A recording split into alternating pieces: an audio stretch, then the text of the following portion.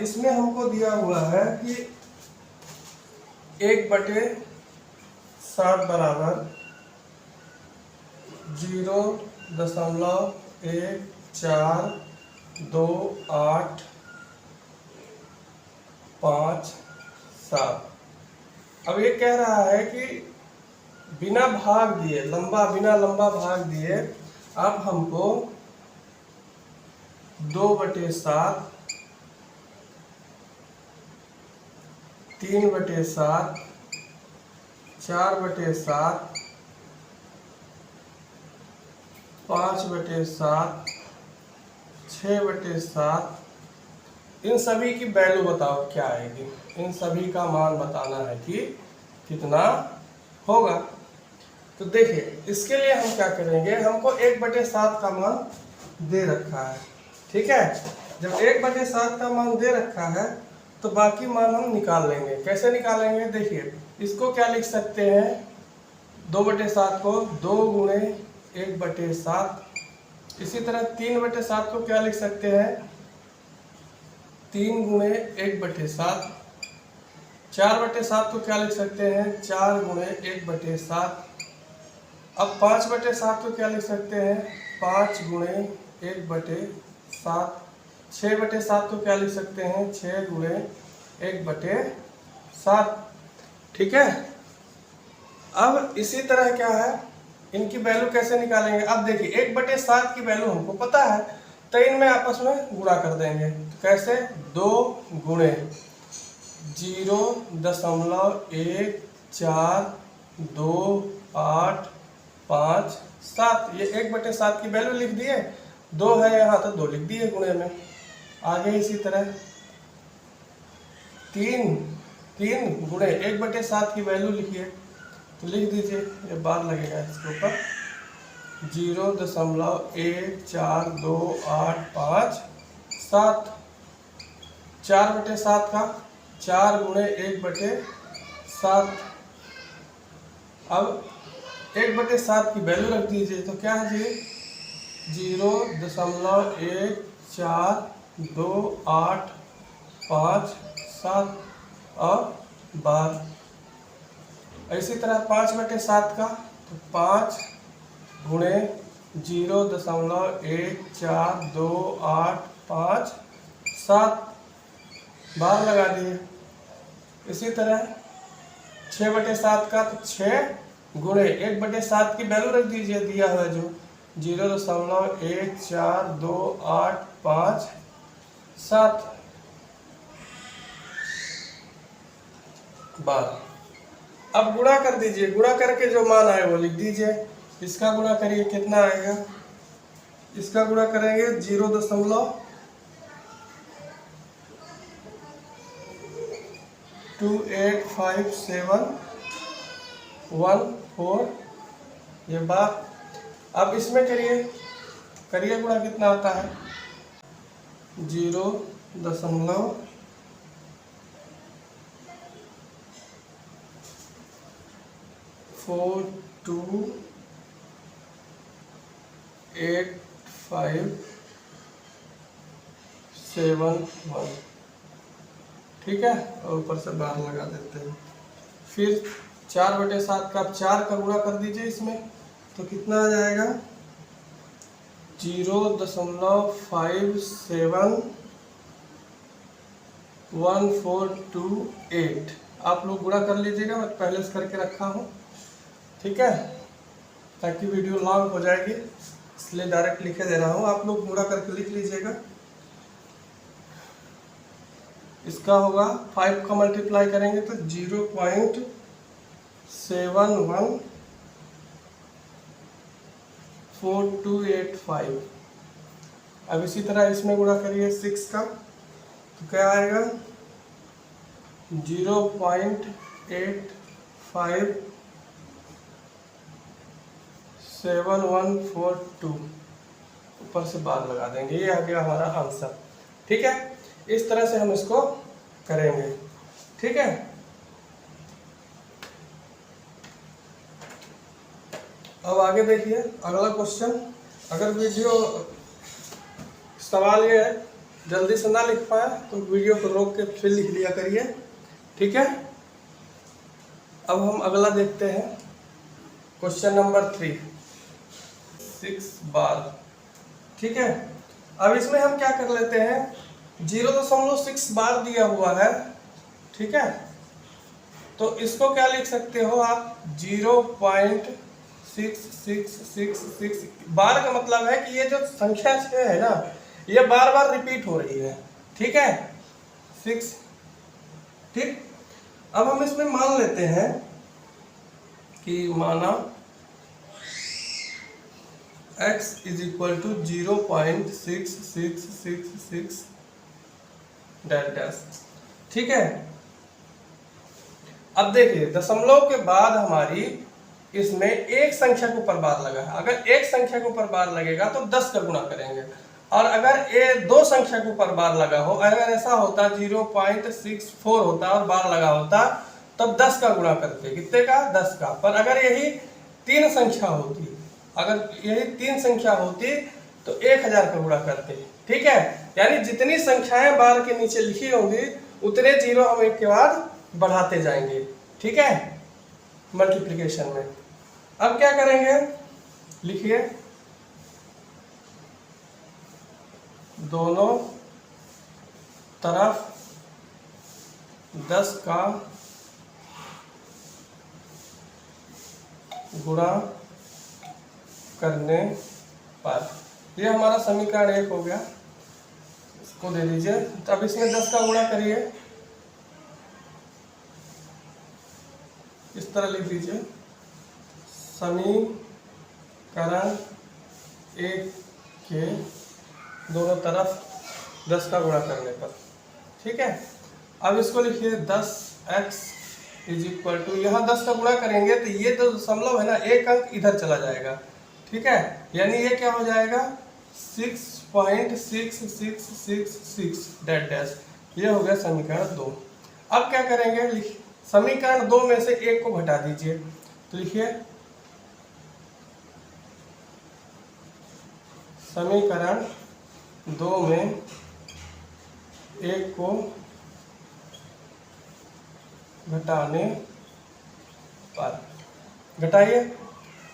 तो पहले समीकरण 2 लिख लीजिए, 10x is equal to 6.6666 dash, ये हो गया 2।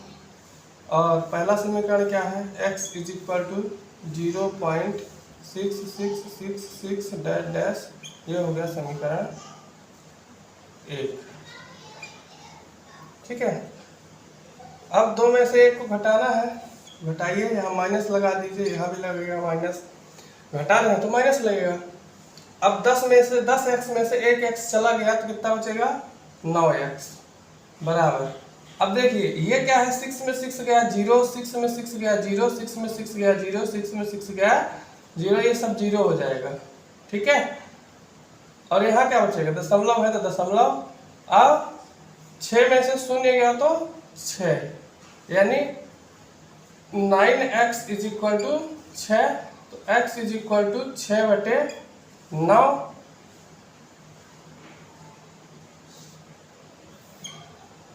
अब देखिए 3 दूनी 6, 3 त्रिकाई 9, तो x की वैल्यू क्या आ गई, x इज इक्वल टू 2/3। ये हमारा p/q के रूप में निरूपित हो गया, ठीक है। जबकि q 0 नहीं होना चाहिए, तो q क्या है, 0 नहीं है, 3 है q में, ठीक। ये हो गया पहला सवाल, ठीक है। अब देखिए हम दूसरा सवाल देखते हैं। अब आप लोग अगर नोट करने में जल्दी ना हो तो कृपया वीडियो को रोक के आप नोट लिख कर लिया करिएगा, ठीक है। अब हम दूसरा सवाल देखते हैं, इसी तरह दूसरा सवाल करेंगे।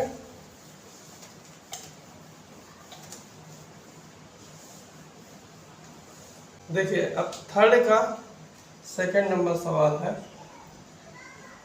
0.47 बार। अब देखिए यहाँ भी क्या है, एक संख्या के ऊपर बार लगा, तो इसको क्या लिख सकते हैं, 0.4777, ठीक है।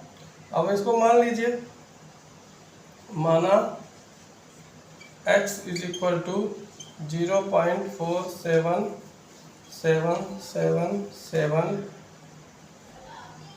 7, इसी तरह ये हो गया समीकरण 1। अब इस पहले सवाल की तरफ, समीकरण 1 के दोनों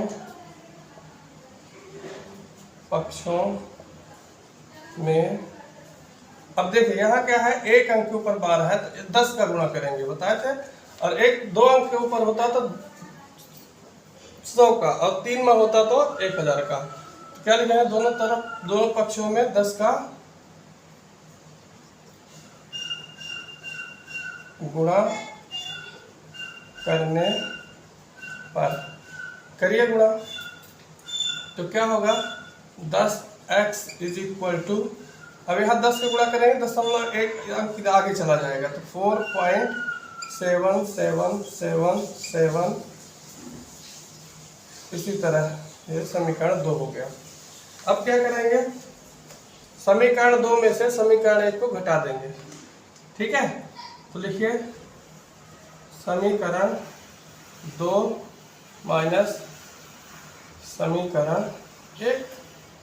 अब घटाइए तो 10x इज इक्वल टू 4.7777, ये हो गया समीकरण 2, और x इज इक्वल टू 0.47777, ये हो गया समीकरण 1।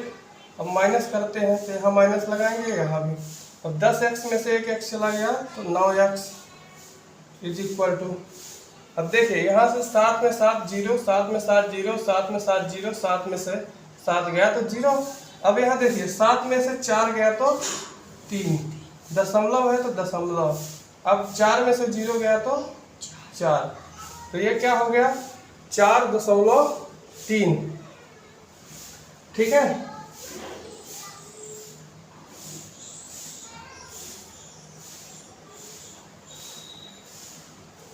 अब x इज इक्वल टू 4.3/9। अब देखिए ये दशमलव को हटाने के लिए क्या करते हैं, यहाँ 10 का गुणा कर देंगे तो 43/9 गुणे 10 बराबर 43/90, ठीक है। हमारा x का मान क्या आ गया, x इज इक्वल टू 43/90, ये हो गया हमारा मान x का, ठीक है। यानी p/q के रूप में जो संख्या है वो क्या आएगी 43/90, और q का वैल्यू क्या है 90 है, 0 नहीं है इसलिए, ठीक है। ये एक परिमेय संख्या भी है, ठीक है। परिमेय संख्या बोल रहा है ना कि q is not equal to 0। अब तीसरा सवाल देख लेते हैं, चालू कर। तीसरा सवाल क्या है 0.001, और देखिए यहाँ पर तीनों के ऊपर बार लगा हुआ है, ठीक है। अब इसमें तीनों के ऊपर बार है तो 1000 का गुणा करेंगे, ठीक है। अब इसको हम क्या लिख सकते हैं, मान लीजिए, माना इस संख्या को क्या लिख सकते हैं 0.001001001, ये इसी तरह बढ़ती रहेगी, ठीक है। इस बार का मतलब है कि ये तीनों संख्या बार बार रिपीट होगी, तो माना x इज इक्वल टू 0.001001, ये हो गया समीकरण 1। अब समीकरण 1 के दोनों पक्षों में 1000, देखिए दशमलव के बाद 3 अंक है ना, बार लगा हुआ है तो 1000, ठीक है।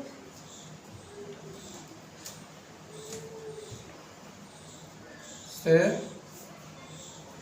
गुणा करने पर, करिए 1000 का गुणा, 1000 x इज इक्वल टू 1000 का गुणा करेंगे तो क्या होगा, 2 0 है तो ये दशमलव हमारा खिसकेगा, 3 होगा खिसक जाएगा, ठीक है। 1000 है तो 1000 है तो यानी 1 2 3 0 है तो 1 2 3 अंक दशमलव खिसक जाएगा, तो 1.001 ये आ जाएगा डैश डैश समीकरण 2। अब देखिए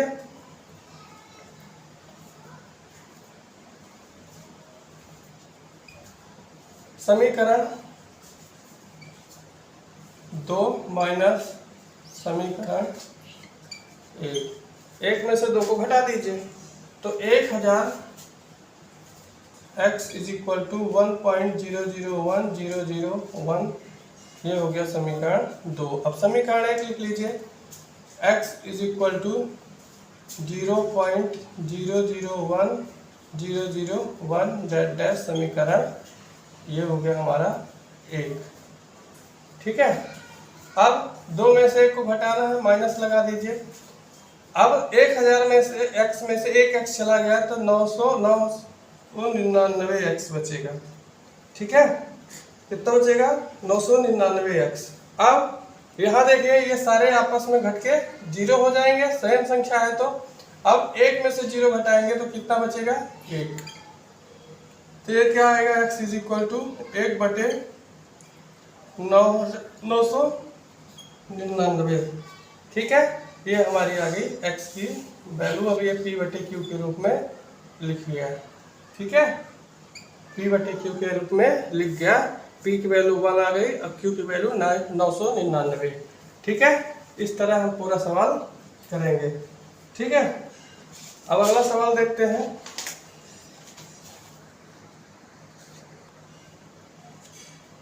फोर देखते हैं। इसमें लिखा है, क्वेश्चन नंबर 4 में देखिए लिखा हुआ है 0.99999 को p/q के रूप में व्यक्त कीजिए। क्या आप अपने उत्तर से आश्चर्यचकित हैं? अपने अध्यापक तथा कक्षा सहयोगियों के साथ उत्तर की सार्थकता पर चर्चा कीजिए। देखिए, हमको इसी तरह करना है, ठीक, लेकिन 0.999 है।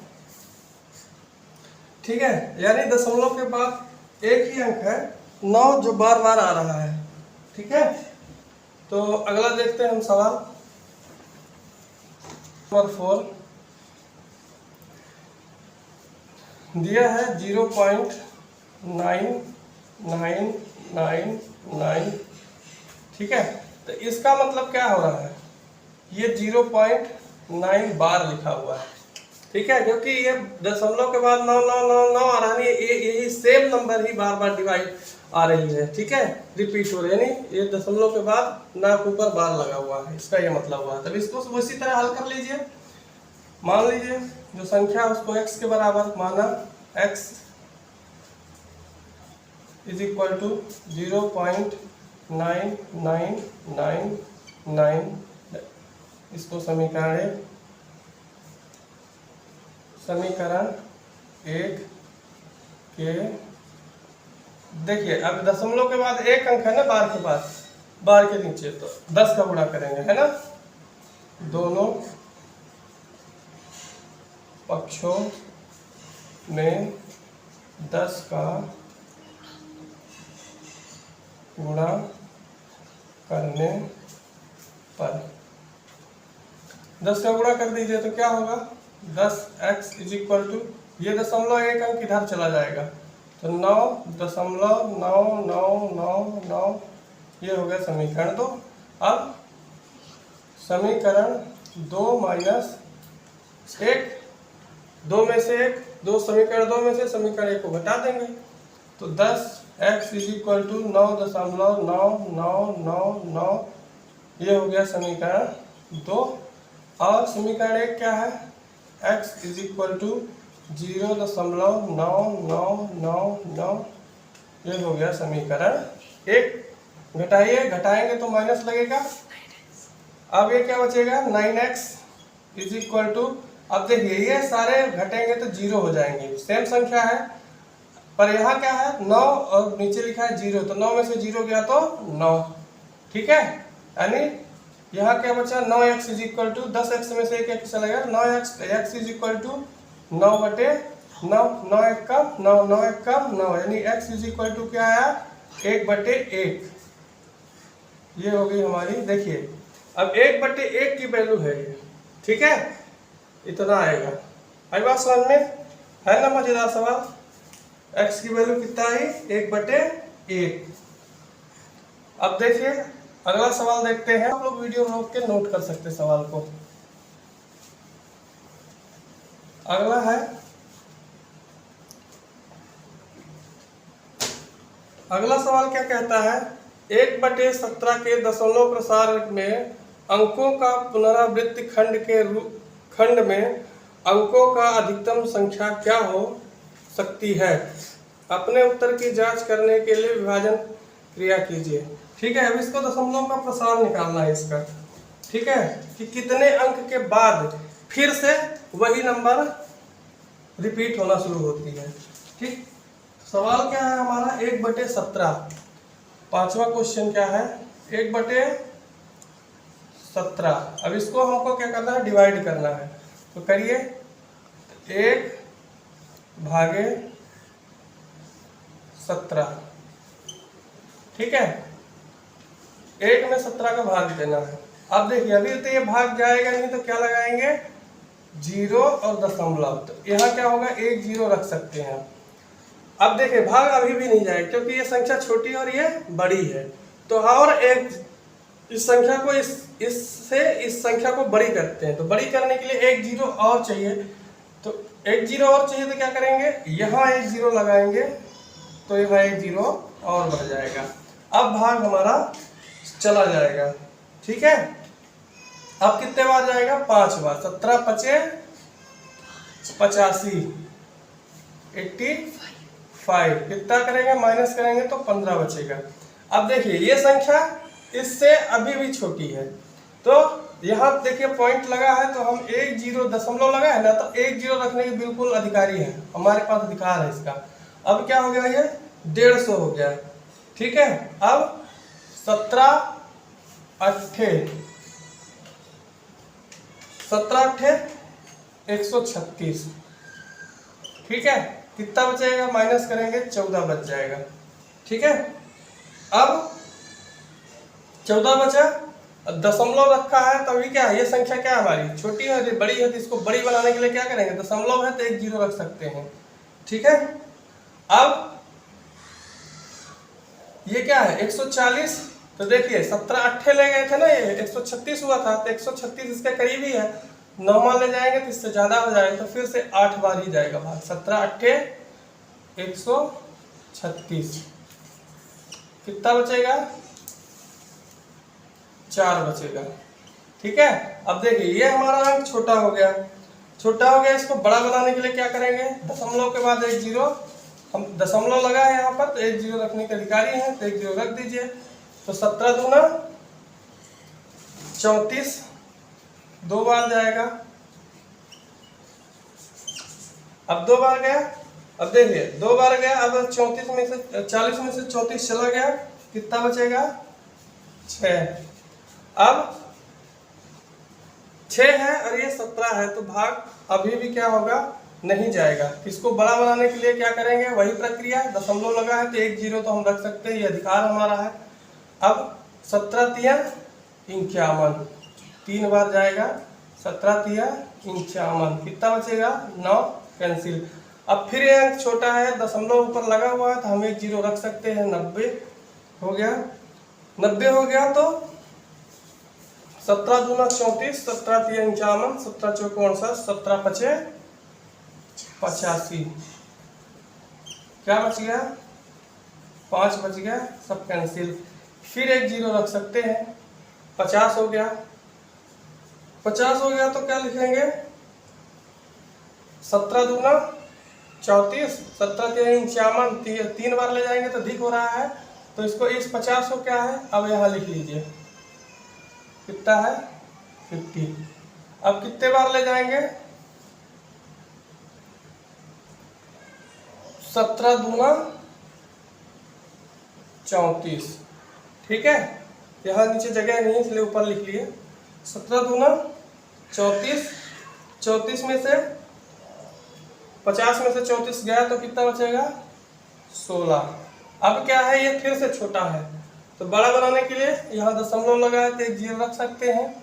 अब क्या करेंगे, अब 160 हो गया, तो 17 8 फिर कितनी बार जाएगा,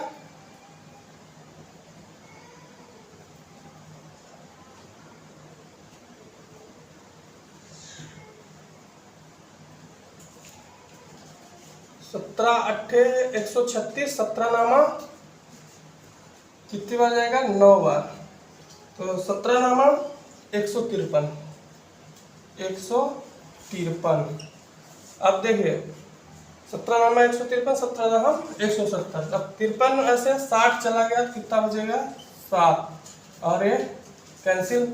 अब देखिए 7 आया तो दशमलव के बाद दशमलव लगा है तो 1 जीरो हम लगा सकते हैं।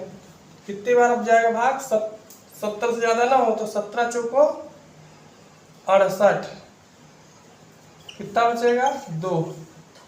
अब दशमलव लगा है तो हम क्या लिख सकते हैं, 1 जीरो बढ़ा सकते हैं, 1 जीरो बढ़ा सकते हैं तो यहाँ 20 हो गया। 17 एकम 17,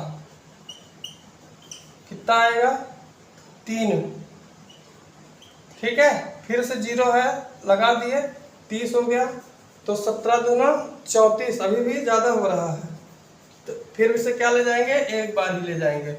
17 एकम 17, कितना बचेगा 13। अब क्या 130 है, इसको क्या एक जीरो बढ़ा दीजिए, क्योंकि ये छोटा है ये बड़ा है, तो एक जीरो बढ़ा दिए, दशमलव लगा तो एक जीरो हम रख सकते हैं। क्या हो गया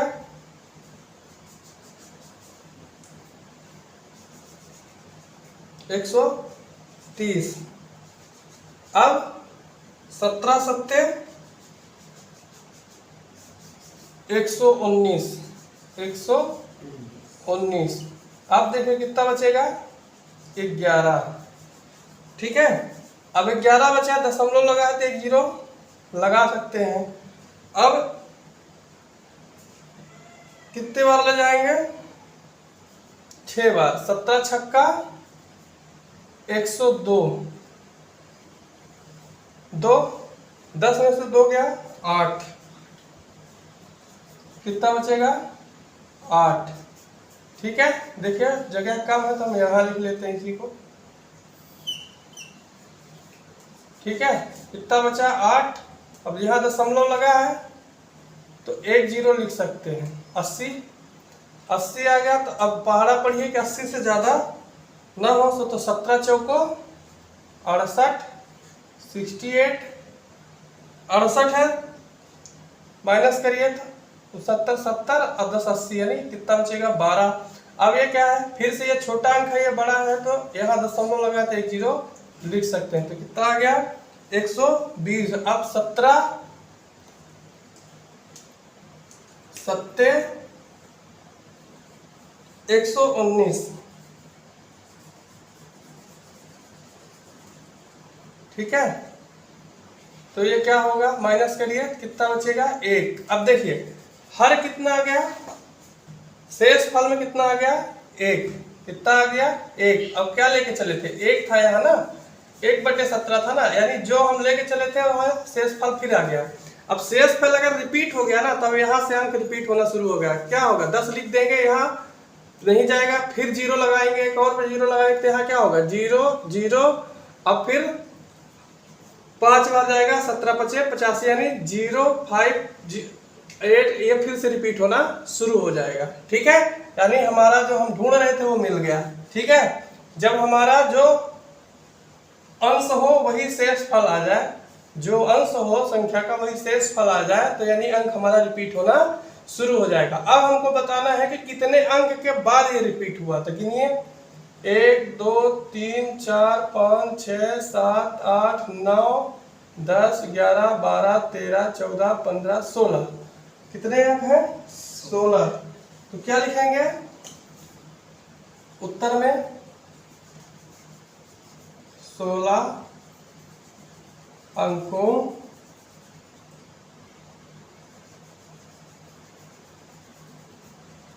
के बाद अंकों की पुनरावृत्ति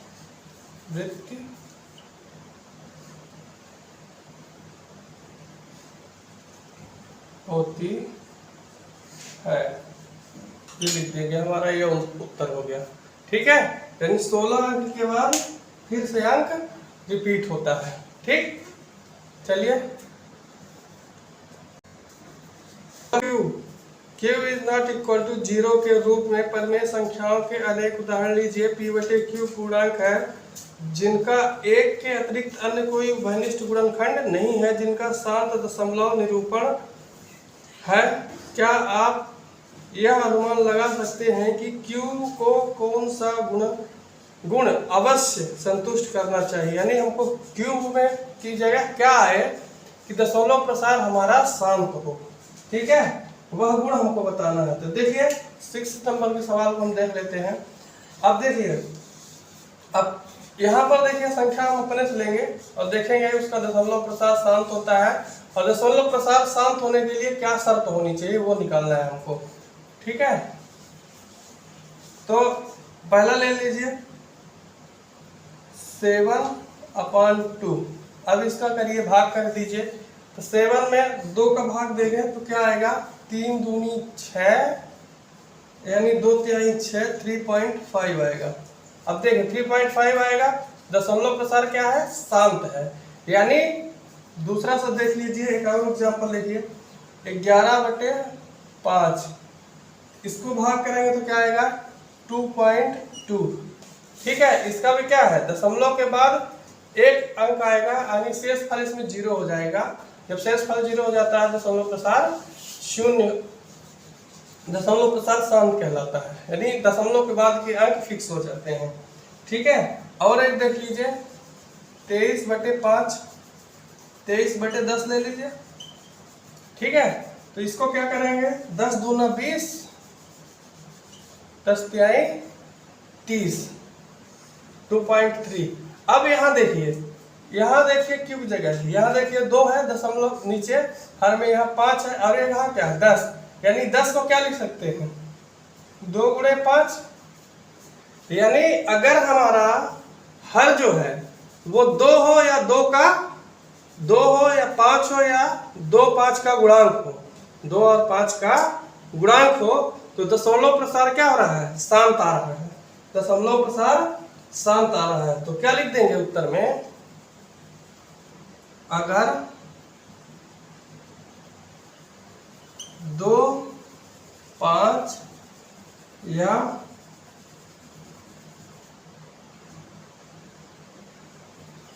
इनके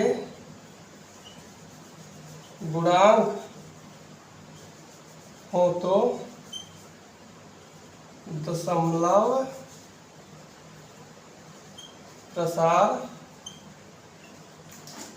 शांत होगा, ठीक है। शर्त क्या निकल गई कि 2 हो 5 हो या इनके गुणांक हो, 2 5 के गुणांक हो, 10 हो 20 हो, ठीक है, तो क्या होगा, दशमलव प्रसार हमारा शांत होगा, ठीक है। अब 7वां सवाल देखिए, 7वां सवाल बोल रहा है ऐसी 3 संख्याएं लिखिए जिनके दशमलव प्रसार अनवसानी आवर्ती हो। अनवसानी आवर्ती का मतलब होता है कि दशमलव के बाद का जो अंक है ना, वो फिक्स ना हो कि क्या आएगा, फिक्स ना हो कि क्या आएगा, वो रिपीट होता रहे, लेकिन क्या रिपीट हो वो पता नहीं, ठीक है। यहाँ जैसे हम लिखते हैं 0.1001001000, तो ये क्या है, अनवसानी आवर्ती है।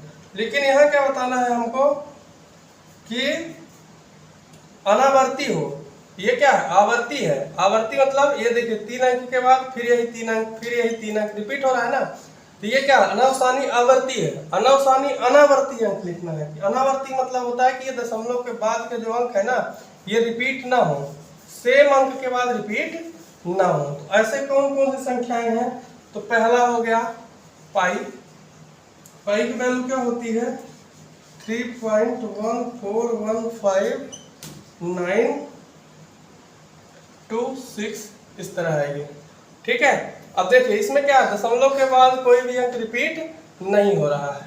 दूसरा देख लीजिए, दूसरा हम कुछ भी लिख दीजिए 0.1011011101110, इसी तरह ये संख्या है। देखिए दशमलव के बाद अंक तो 10 आ रहा है, लेकिन देखिए यहाँ 10 है, यहाँ 110 हो गया, यहाँ 1110 हो गया, वह यहाँ 4 ठो एक के बाद फिर 0 आ रहा है, नहीं सेम अंक डिवीजन नहीं रिपीट हो रहा, सेम अंक के बाद अंक रिपीट नहीं हो रहा है। इस तरह की संख्या को क्या बोलेंगे? अनावसानी अनावर्ती बोलेंगे। तीसरा देख लीजिए 0.0800, फिर 8000, फिर 800008, इसी तरह।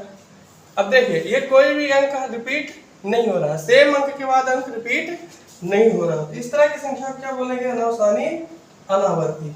ठीक है, नोट कर लीजिए। ये तीसरी संख्या हो गई। अब हम देखते हैं 7वां सवाल। सवाल देखते हैं, परिमेय संख्याओं 5/7 और 9/11 के बीच 3 अलग अलग अपरिमेय संख्याएं ज्ञात कीजिए। ठीक है, तो देखिए 5/7, क्वेश्चन नंबर कितना हमारा है? 8। ये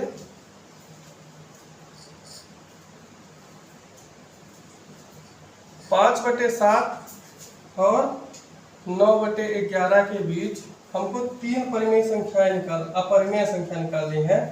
तो 5/7 का जो दशमलव प्रसार होगा वो क्या होगा? 0.714285 बार। ठीक है, और 9/11 का दशमलव प्रसार क्या होगा? 0.81 बार। अब देखिए हम सारी चीजें भूल जाते हैं। ठीक है, यहाँ देखिए 81 है और वहां देखिए यहाँ ये क्या है? 71 है और ये क्या है? 81 है। बस ये 2 अंक देखिए। अब 71 और 81 के बीच में 3 अंक नहीं लिख सकते, 3 परिमेय संख्याएं लिख सकते हैं। तो लिख दीजिए, पहली लिख दीजिए 0.71 है ना, तो 72 ले लीजिए।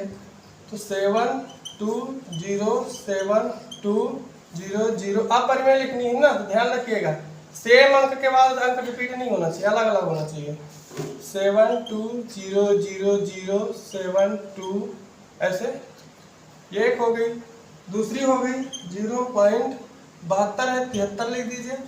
0730073000073 डैश। तीसरी लिख दीजिए 0.80। ठीक है, 81 है ना, तो 80 लिख सकते हैं। फिर 800080000, फिर 8, ऐसे बढ़ती जाएगी। ठीक है, इस तरह हम 3 परिमेय संख्याएं इनके बीच में लिख दिए। 3 अपरिमेय संख्याएं हैं। ठीक है, अपरिमेय पूछ रहा है। अब देखिए 9वां सवाल देखते हैं। बताइए कि, देखिए लिखा हुआ है, बताइए कि निम्नलिखित संख्याओं में से कौन सी परिमेय संख्याएं परिमेय और कौन सी संख्याएं अपरिमेय हैं। ठीक है, तो देख लेते हैं कौन सी परिमेय है। 9वां सवाल देख लेते हैं। ठीक है, तो पहला क्या है? √23। अब देखिए अगर अविभाज्य संख्या कोई भी √ के अंदर हो, क्या हो? अविभाज्य संख्या कोई भी √ के अंदर हो तो वो अपरिमेय संख्या होती है। वो क्या होगी? अपरिमेय होगी। तो इसको क्या लिख देंगे? इसका उत्तर क्या होगा? अपरिमेय संख्या है। ठीक है, फिर दूसरा क्या है? √225। ठीक है, अब 225 है तो 15 हम 225 होता है, तो इसको क्या लिख सकते हैं? √15 × 15। अब देखिए सेम अंक कहीं के अंदर हो तो एक ठो बाहर हो जाएगा। क्या हो जाएगा? एक ठो बाहर आ जाएगा। तो क्या है? 15 एक क्या है? परिमेय संख्या है। तो क्या लिख देंगे? परिमेय 15 √225 परिमेय संख्या है। ठीक है, तीसरा क्या है? 0.3796। देखिए अब अगर दशमलव का प्रसार भी हमारा शांत हो, दशमलव का प्रसार क्या है यहाँ शांत है कि 2796, अब इसके बाद अगला अंक कोई नहीं आएगा, यानी शेष फल यहाँ शून्य हो रहा है। ठीक है, दशमलव के बाद के अंक फिक्स हो तो क्या होता है, दशमलव का प्रसार जब करेंगे नीचे भाग देंगे तो शेष फल शून्य है, और शेष फल अगर शून्य हो रहा है तो ये क्या होगा, एक परिमेय संख्या होगी। ठीक है, तो तीसरा क्या है, ये एक परिमेय संख्या है। क्या लिख देंगे, दशमलव प्रसार शांत है, इसलिए यह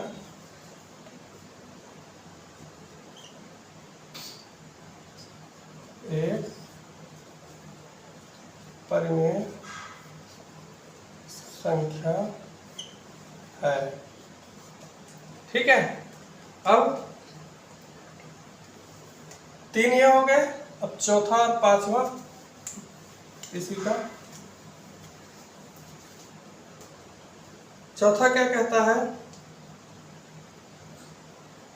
चौथा सवाल है इसी का 7.478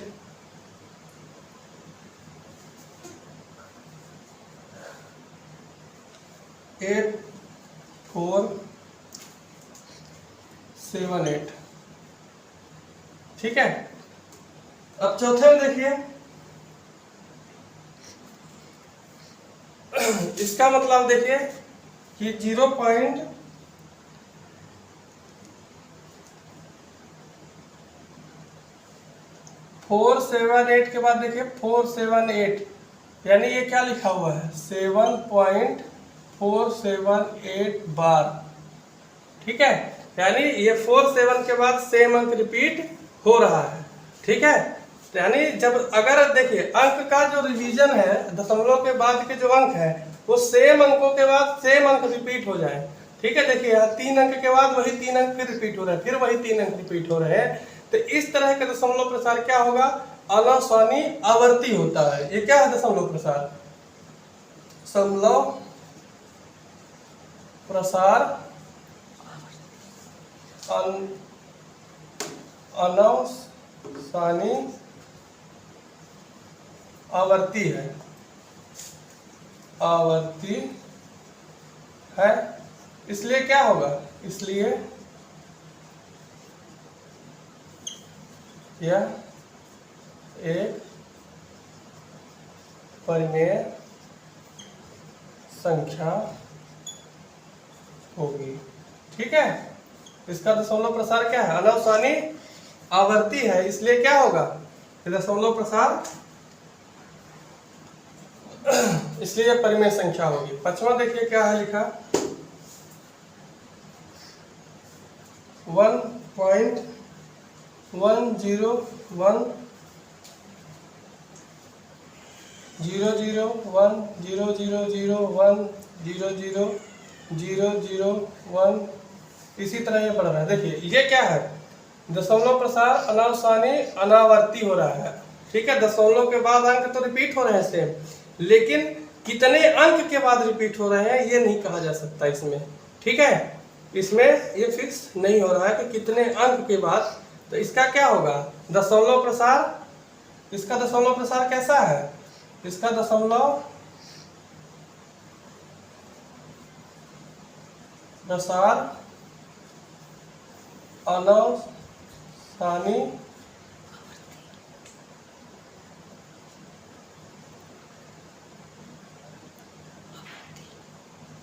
अनावर्ती है ना, इसलिए यह एक अपरिमेय संख्या है। ठीक, इस तरह से हमारी ये प्रश्नावली खत्म होती है। ठीक है, अब अगली प्रश्नावली हम नेक्स्ट वीडियो में देखेंगे। ठीक है, अगर वीडियो अच्छी लगा करे तो कृपया लाइक शेयर और सब्सक्राइब करिए, ताकि हमारा भी मनोबल बढ़ा रहे और आगे हम वीडियो बनाते रहे।